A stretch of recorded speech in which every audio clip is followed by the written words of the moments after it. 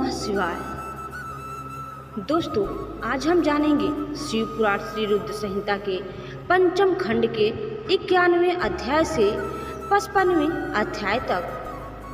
तो आइए हम आगे बढ़ते हैं और कथा की शुरुआत करते हैं। 91वां अध्याय से। व्यास जी बोले, हे सनत कुमार जी, अब आप मुझे बाणासुर को शिव जी द्वारा अपना गढ़ बनाने की कथा सुनाइए। तब व्यास जी की इच्छा पूरी करने हेतु सनत कुमार जी ने कहना आरंभ किया। वे बोले, हे महामुने, जैसा कि आप जानते ही हैं कि ब्रह्मा जी के ज्येष्ठ पुत्र वे मरीचि हैं और उनके पुत्र महामुनि कश्यप भी ब्रह्मा जी के परम भक्त थे। उन कश्यप मुनि के 13 सुंदर और सुशील कन्याएं हुई, जिसमें सबसे बड़ी का नाम दीति था तथा दीति के ही बड़े पुत्र का नाम हिरण्यकशिपु और छोटे पुत्र का नाम हिरण्याक्ष था। दीति के दोनों ही पुत्र महाबली, वीर और पराक्रमी थे। हिरण्यकशिपु को विवाह के उपरांत व्याहाद, अनुपधात, शब्दाह और प्रहलाद नामक 4 पुत्र हुए। उनमें सबसे छोटा प्रहलाद भगवान विष्णु का परम भक्त था, जिसको कोई भी दैत्य पराजित नहीं कर सका था। उसी का पुत्र विरोचना बहुत बड़ा दानी था। उसने देवराज इंद्र को दान में अपना सिर काटकर दे दिया था। उसका पुत्र बलि भी महान दानी और भगवान शिव का परम भक्त था। बलि ने वामन रूप धारण कर आए भगवान विष्णु को अपनी सारी भूमि दान में दे दी थी। बलि का पुत्र औरस भी भगवान शिव का परम भक्त था। वह उदार, बुद्धिमान, सत्यनिष्ठ और दानी था। उस असुर ने अनेकों राज्यों को जीतकर अपने साम्राज्य का विस्तार किया था। यही नहीं, उसने त्रिलोक के अधिपतियों पर भी बलपूर्वक अपना अधिकार स्थापित कर लिया था। उसने अपनी राजधानी शोणितपुर में बनाई थी। वही औरस, जो कि महाराज बलि का पुत्र था, बाणासुर नाम से विख्यात हुआ था। उसके राज्य में सारी प्रजा खुश थी, परंतु देवताओं का वह घोर शत्रु था। एक बाणासुर अपनी हजारों भुजाओं से ताली बजाकर और तांडव नृत्य करके भगवान शिव को प्रसन्न करने की कोशिश करने लगा। भगवान शिव उसके नृत्य से प्रसन्न हो गए और उसके सामने प्रकट हो गए। उन्हें साक्षात अपने सामने पाकर बाणासुर प्रसन्नतापूर्वक महादेव को प्रणाम कर बोला, हे देवाधिदेव, हे करुणानिधान, भक्तवत्सल शिव, आप मेरे राज्य के रक्षक हो जाइए। आप सदा अपने परिवार एवं गणों सहित मेरे नगर के अध्यक्ष बनकर प्रसन्नतापूर्वक यहाँ निवास करें। तब बाणासुर द्वारा मांगे गए वरदान को देते हुए परम ऐश्वर्य संपन्न भक्तवत्सल भगवान शिव ने अपने परिवार एवं गणों सहित बाणासुर के नगर में आना स्वीकार किया। तत्पश्चात भगवान शिव वहाँ निवास करने लगे। जब बाणासुर ने यह जाना तो वह तांडव नृत्य द्वारा उन्हें प्रसन्न करने लगा। तत्पश्चात उनकी स्तुति करने लगा और बोला, हे देवाधिदेव महादेव, आप सब देवताओं में शिरोमणि आपकी कृपा दृष्टि पाकर ही मैं बलि हुआ हूँ। आपने ही मुझे 1000 भुजाएं प्रदान की है। भगवान, आप धन्य हैं। आप सदा ही अपने भक्तों पर कृपा दृष्टि रखते हैं और उनके दुखों को दूर करते हैं। दोस्तों, अब हम जानेंगे 52वां अध्याय। सनत कुमार जी बोले, महामुने, एक समय दैत्यराज बाणासुर ने त्रिलोकीनाथ भगवान शिव को तांडव नृत्य द्वारा प्रसन्न किया। उसकी भक्ति भावना से शिव जी बहुत संतुष्ट हुए।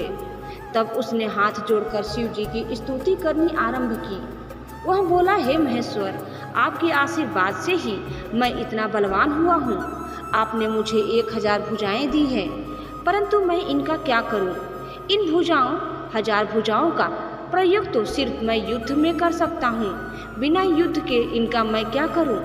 युद्ध किए बिना मेरे हाथों में सिर्फ खुजली होती रहती है, और जब मैं अपनी इस खुजली को मिटाने के लिए बड़े बड़े योद्धाओं और दिग्गजों से युद्ध करने के लिए उनके पास जाता हूँ तो वे मारे डर के भाग जाते हैं। जब मैंने पर्वतों को मसलकर अपनी खुजली को शांत करना चाहा तो उन्होंने आत्मसमर्पण कर दिया। मैंने यम, कुबेर, देवराज इंद्र, वरुण, नैसृष्टि आदि सभी देवताओं को जीत लिया। अतः भगवान, अब मुझे कोई ऐसा महावीर, बलि और पराक्रमी शत्रु बताइए जिससे युद्ध करके मेरी इन भुजाओं, 1000 भुजाओं की खुजली शांत हो जाए। दैत्यराज बाणासुर के ऐसे अहंकार भरे वचनों को सुनकर भगवान शिव अत्यंत क्रोधित हुए और बोले, ओ अहंकारी दैत्य, तू बड़ा ही मूर्ख और अभिमानी है। तुझे धिक्कार है। मेरे परम भक्त और महादानी बलि का पुत्र होकर भी तुझ में इतना इंकार व्याप्त है। अहंकार और अभिमान मनुष्य का सबसे बड़ा शत्रु है और उसे सदा ही पतन की ओर ले जाता है। तुझे भी अब अहंकार और अभिमान ने घेर लिया है, इसलिए अब तेरा पतन भी निश्चित है। अब तुझे कोई भी बचा नहीं सकता। निश्चय ही तेरा सामना अतिशीघ्र ऐसे वीर और पराक्रमी से होगा जो तेरी इन गर्वीली भुजाओं को मदार की लकड़ी के समान पल भर में काटकर फेंक देगा। तेरे शास्त्रागार में वायु का भयानक उत्पाद होगा। भगवान शिव के क्रोध भरे वचनों को सुनकर भी मंदात बाणासुर पर कोई असर नहीं पड़ा। कहते हैं न कि जब विनाश का समय आता है तो बुद्धि विपरीत सोचना शुरू कर देती है। इसीलिए बाणासुर को युद्ध के निकट आने का समाचार सुनकर अति प्रसन्नता हुई। उसने सुंदर सुगंधित पुष्पों से भगवान शिव की आराधना की और पुनः अपने महल में वापस आ गया। तत्पश्चात बाणासुर प्रसन्न मन से उस युद्ध की प्रतीक्षा करने लगा और मन में यही सोचने लगा कि भला मुझसे ज्यादा वीर पारंगत योद्धा और कौन हो सकता है जो मेरे सामने टिक सके और मेरी बलशाली भुजाओं को लकड़ी के समान काटकर फेंक सके। बाणासुर अपनी इन्हीं बातों में उलझा रहता था। दूसरी ओर बाणासुर नामक दैत्य की एक अति सुंदर एवं गुणवान कन्या थी जिसका नाम उषा था। उषा भगवान श्री हरि विष्णु की परम भक्त थी। एक दिन उषा वैशाख मास में श्रृंगार से सुसज्जित हो रात्रि को विष्णु भगवान की पूजा अर्चना करने के पश्चात अपने में कक्ष में विश्राम कर रही थी। तब उसे देवी पार्वती की शक्ति के फलस्वरूप सपने में भगवान श्री कृष्ण के पौत्र अनिरुद्ध के दर्शन हुए। तब दिव्य माया के वशीभूत उषा को अनिरुद्ध को देखकर बड़ी प्रसन्नता हुई और मन में ही वह उन्हें हृदय दे बैठी। जब सुबह वह जागी तो उसे उसी सुदर्शन युवक का स्मरण हो आया और वह उसके ध्यान में ही खो गई थी। जब उषा इस प्रकार से सपने में दिखाई दिए उस सुंदर युवक के ध्यान में खोई हुई थी, उसी समय उषा की प्रिय सखी चित्रलेखा उसके कक्ष में आई और अपनी सखी की ऐसी स्थिति देखकर उसने इस बारे में पूछा। तब उषा ने सारी बातें उसे बता दी और कहा कि तुम्हें उस युवक को कहीं से भी ढूंढकर मेरे पास लाना है। यदि तुमने ऐसा नहीं किया तो मैं अपने शरीर का त्याग कर दूंगी। अपनी प्रिय सखी उषा के ऐसे वचन सुनकर चित्रलेखा को बहुत दुख हुआ और वह बोली, सखी ऐसी बातें मत कहो। भला तुम ही बताओ मैं उस पुरुष को कहाँ से लेकर आ सकती हूँ जिसे मैंने कभी नहीं देखा है और जिसके बारे में मैं कुछ नहीं जानती हूँ। पहले तुम मुझे बताओ कि वह कौन है और वह कैसा दिखता है, तभी मैं तुम्हारी मदद कर सकती हूँ। सखी मैं तुमसे वादा करती हूँ कि वह पुरुष जहाँ भी होगा मैं उसका अपहरण करके तुम्हारे पास ले आऊँगी और तुम्हें खुशी देने की कोशिश करूँगी। अपनी सहेली चित्रलेखा की बातें सुनकर उषा को बहुत संतोष हुआ। तब चित्रलेखा ने वस्त्र के पर्दे पर अनेक देवताओं, दैत्य, दानवों, गंधर्वों, सिद्धों, नागों और यक्षों के चित्र बना बनाकर उषा को दिखाए, परंतु उषा ने सबके लिए मना कर दिया। तब चित्रलेखा ने मनुष्यों के चित्र बनाने शुरू किए। उसने सूर, वसुदेव, राम, कृष्ण और अनेक पुरुषों के चित्र बना दिए, परंतु उषा ने हाँ नहीं कहा। तब चित्रलेखा ने नरश्रेष्ठ प्रद्युम्न नंदन अनिरुद्ध का चित्र उकेरा, जिसे देखकर उषा का सिर लज्जा से आवर्त हो गया और उसके चेहरे पर लाली छा गई। वह खुशी से झूम उठी। उषा बोली, हे प्रिय चित्रलेखा, रात को जिसने मेरे स्वप्न में आकर मेरे मन को चुराया है वह यही है। मुझे इनसे मिलना है। तुम इन्हें अतिशीघ्र मेरे पास ले आओ वरना मुझे चैन नहीं आएगा। अपनी प्रिय सखी उषा के अनुरोध पर चित्रलेखा ज्येष्ठ कृष्ण चतुर्दशी की रात को द्वारका नगरी गई और वहां राजमहल में अनिरुद्ध को ले आई।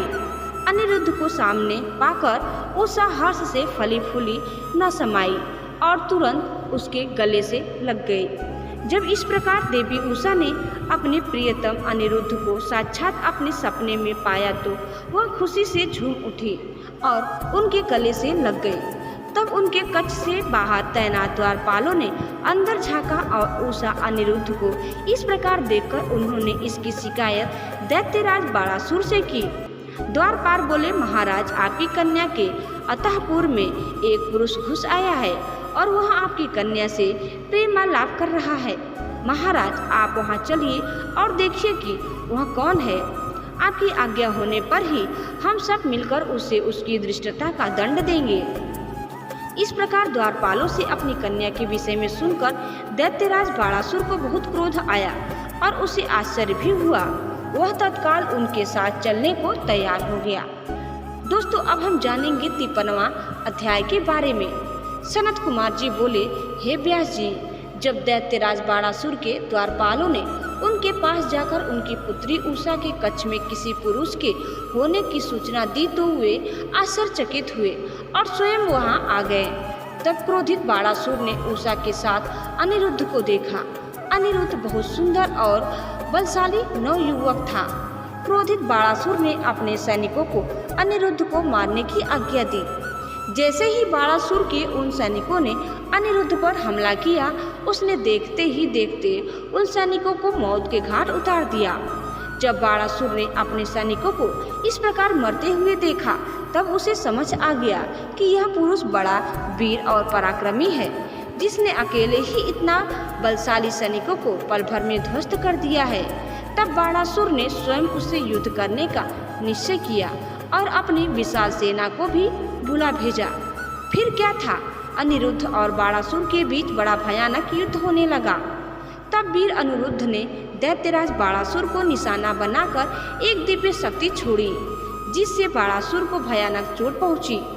चोट खाकर उसे समझ आ गया कि इस महाबली और पराक्रमी मनुष्य को सीधे सीधे युद्ध द्वारा हराना असंभव है।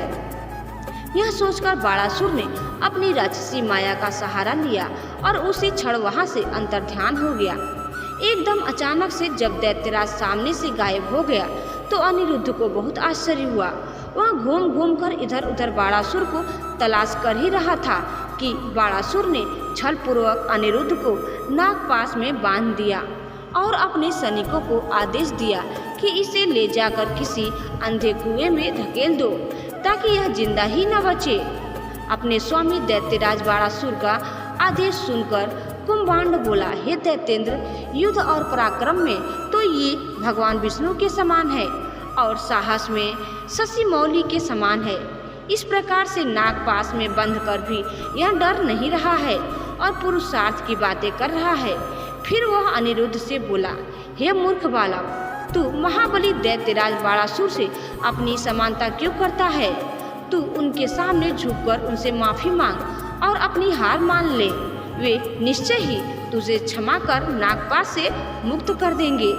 दैत्यराज बाणासुर के उस सेवक के वचनों को सुनकर अनिरुद्ध क्रोधित होकर बोला, ओ दुराचारी निशाचर, शायद तुझे क्षत्रिय धर्म के बारे में कुछ पता नहीं है। शूरवीर के लिए युद्ध में पीठ दिखाना मरने से भी बढ़कर है।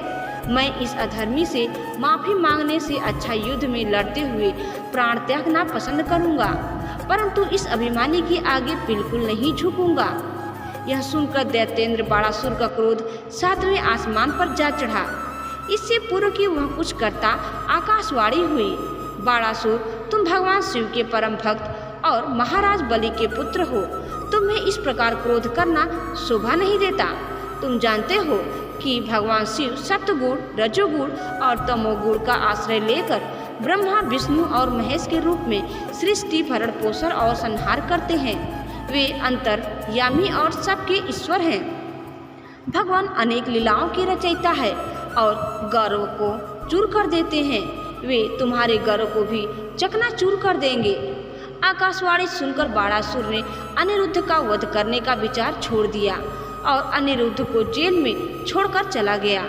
नागपाश में बंधे हुए अनिरुद्ध को बड़ा कष्ट हो रहा था। उसने दोनों हाथ जोड़कर कल्याण स्वरूपा माँ जगदम्बा देवी दुर्गा का स्मरण कर उनकी आराधना आरंभ कर दी अनिरुद्ध बोला, हे माता, आप अपने शरणागतों की रक्षा करने वाली तथा उन्हें यश प्रदान करने वाली हैं। देवी, मैं नागपाश में बंधा हूँ और नागों के जहर की ज्वाला मुझे जला रही है। हे माता, मेरी रक्षा कीजिए। अनिरुद्ध की इस प्रकार अनुरोध भरी विनम्र प्रार्थना सुनकर देवी कालिका वहां प्रकट हो गई और उन्होंने अपने जोरदार मुक्कों के प्रहार से पल भर में ही उसे नागपाश से मुक्त कर दिया तथा अंतर्ध्यान हो गई। नागपाश से मुक्त होते ही अनिरुद्ध को अपनी प्रिया उषा की याद सताने लगी और वह पुनः देवी उषा के पास चला गया। उषा अनिरुद्ध को देखकर बहुत प्रसन्न हुई और उसके गले लग गई। तब वे दोनों सुखपूर्वक विहार करने लगे। दोस्तों, 54वां अध्याय। महर्षि व्यास बोले, हे मुनि श्रेष्ठ सनत कुमार जी, जब कुष्मांड नामक दैत्य की पुत्री और उषा की सखी चित्रलेखा ने श्री कृष्ण की नगरी द्वारका जाकर वहां से सोते हुए उनके पोते अनिरुद्ध का अपहरण कर लिया, तब श्री कृष्ण ने क्या किया, इससे आगे की कथा से मुझे अवगत कराइए। महर्षि व्यास के इस विनम्र आग्रह को सुनकर ब्रह्मपुत्र सनत कुमार जी बोले, हे व्यास जी, जब चित्रलेखा रात्रि के समय सोते हुए कुमार अनिरुद्ध को उठाकर ले गई और वहां सुबह द्वारका में जब अनिरुद्ध अपने कक्ष में न दिखाई दिए तो उनकी तलाश आरंभ की गई, परंतु वे जब द्वारका में थे ही नहीं तो मिलते कहाँ से। जब अनिरुद्ध की माता आदि अन्य स्त्रियों को यह पता चला कि कुमार अनिरुद्ध अपने महल से गायब है तो वहाँ रोना पिटना मच गया। सब स्त्रियां रो रो कर श्री कृष्ण से अर्जुन अनिरुद्ध को ढूंढकर ले आने की प्रार्थना कर रही थी। श्री कृष्ण भी बड़े परेशान थे कि आखिर अनिरुद्ध महल से गायब कहाँ हो गया। तभी वहाँ भगवान श्री कृष्ण के राजमहल में देवर्षि नारद का आगमन हुआ। नारद ने भगवान श्री कृष्ण को चिंतित देखा तो अपनी आदत के अनुसार सारी बातें उन्हें बता दी। सब कुछ जानकर भगवान श्री कृष्ण ने अपनी अक्षौहिणी सेना के साथ दैत्यराज बाणासुर की राजधानी शोणितपुर पर चढ़ाई कर दी। प्रद्युम्न, युधिष्ठिर, साम, सारण, नंद, उपनंद, बलभद्र और कृष्ण के सभी अनुवर्ती इस युद्ध में उनके साथ थे।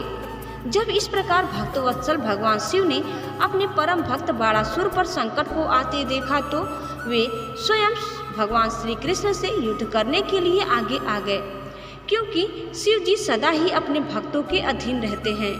तब भगवान शिव और श्री कृष्ण की सेना में बड़ा भयानक युद्ध आरंभ हो गया। दोनों सेनाएं एक दूसरे पर विविध दिव्यास्त्रों का प्रयोग कर रही थी। दोनों में से कोई भी सेना हार मानने को तैयार नहीं थी। तब भगवान श्री कृष्ण स्वयं देवाधिदेव भगवान शिव के पास गए और हाथ जोड़कर उन्हें प्रणाम कर उनकी स्तुति करने लगे। श्री कृष्ण बोले, हे देवाधिदेव, हे भक्तवत्सल, हे करुणानिधान भगवान शिव, आप सब प्रकार के गुणों से प्रकाशित हैं और अपने दुखों में डूबे हुए भक्तों को दुखे के सागर से उबारते हैं। भगवान, आज आप क्यों इस संसार की माया में लिप्त हो रहे हैं? प्रभु, यह तो आपके आदेश के अनुसार ही हो रहा है। पूर्व में आपने ही गर्व से भरे दैत्यराज बाणासुर को शाप दिया था कि उसकी 1000 भुजाओं का नाश शीघ्र ही होगा। इस समय मैं तो आपके उसी शाप को फलीभूत करने के लिए ही आया हूँ, इसीलिए आप अपनी आज्ञा प्रदान करें और शाप को पूरा होने दें। श्री कृष्ण की इस प्रकार के वचन सुनकर देवाधिदेव भगवान शिव बोले, तात, आप सही कह रहे हैं, परंतु आप तो जानते ही हैं कि मैं सदा अपने भक्तों के वश में ही रहता हूँ, इसीलिए अपने भक्त बाणासुर की रक्षा करने के लिए ही मैं आपसे युद्ध करने को उद्यत हुआ हूँ। आपको भी अपना कार्य पूर्ण करना है और शाप को भी पूरा करना है, इसीलिए दैत्यराज बाणासुर से युद्ध करने से पहले आप मुझे श्रीमनास्त्र नामक शस्त्र द्वारा जिम्भरण कर दीजिए, फिर अपने कार्य को पूरा कीजिए। भगवान शिव की आज्ञा का पालन करते हुए भगवान श्री कृष्ण ने तुरंत जिम्शास्त्र नामक अस्त्र छोड़ा, जिसके फलस्वरूप भगवान शिव जिम्भत हो गए और मोहित होकर युद्ध को भूल गए। तब भगवान श्री कृष्ण खड़ग गदा और सृष्टि आदि अस्त्रों से दैत्यराज बाणासुर की विशाल सेना का संहार करने लगे। दोस्तों, अब है 55वां अध्याय। व्यास जी ने सनत कुमार जी से पूछा, हे ब्रह्मपुत्र सनत कुमार जी, जब भगवान शिव को श्री कृष्ण ने जीव शास्त्र से मोहित कर दिया। तब वहाँ उस युद्ध में क्या हुआ? सनत कुमार जी ने बताया, व्यास जी, जब युद्ध भूमि में श्री कृष्ण ने जीव शास्त्र का प्रयोग किया तो देवाधिदेव भगवान शिव अपने शिवगणों सहित मोहित हो गए और संग्राम भूमि में ही सो गए। तब दैत्यराज बड़ासुर अपने रथ पर बैठकर श्री कृष्ण से युद्ध करने के लिए आया। बड़ासुर के रथ के घोड़ों की लगाम उसके सेनापति कुष्मांड के हाथों में की थी।